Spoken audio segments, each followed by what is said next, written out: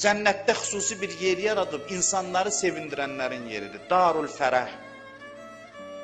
Darul Fərəh şadlıq evidir, sevinc evidir.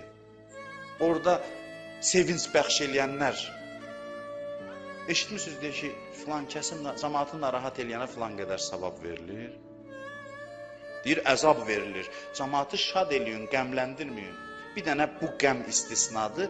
O da ki, keçmişdə də demişəm, indi yenə deyəcəm ki, bu elə şadlığın özüdür, ləzzətin özüdür. Ona görə burada ağlatmağa savab verir. Ağlamağa da, ağlatmağa da. Bu şadlıq bəxş eləyən qəmdir. Allah xoş deyir, biz ləzzət alaq, maddi və mənəvi ləzzət alaq. Təkcə namaz ləzzəti yox, yeməyimizdən də ləzzət alaq, yatmağımızdan da ləzzət alaq.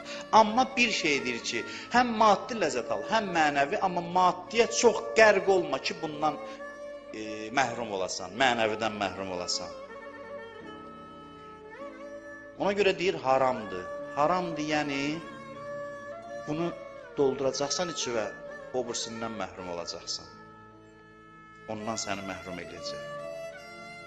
Təəssüf ki, bugün dünyaya hakim olan qərb dəyərləri ki, dünyada ciddi təbliğ olunur, onun ən böyük fəsadı bundan ibarətdir ki, insanları daha çox ləzzət almaqdan məhrum edir. Elə hesablanıb ki, bu bursunu qabardır, fürsət vermir bu insan özünə gəlsin, başqa tərəfə də getsin, dərinə getsin.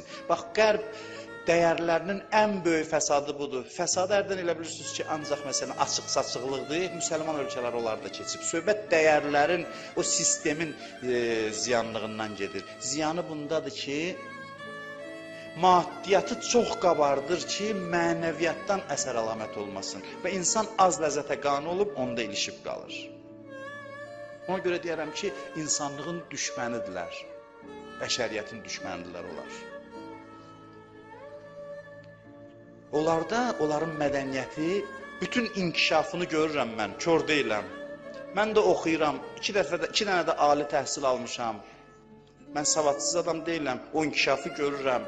Və din damarım, ruhani damarım tutub demirəm. Onların inkişafı hamısı öz yerində. Amma onların ən böyük fəsadı bundan ibarətdir ki, insanın mənəvi ləzzət almaq istedadını məhv edir. İnsanı çevirir bir dənə maddi ləzzətə qərq olmuş zəif bir məxluqa. O dünyanın insanının, o dəyərlərdə yaşayan insanının bütün silahı kənardan təmin olunub.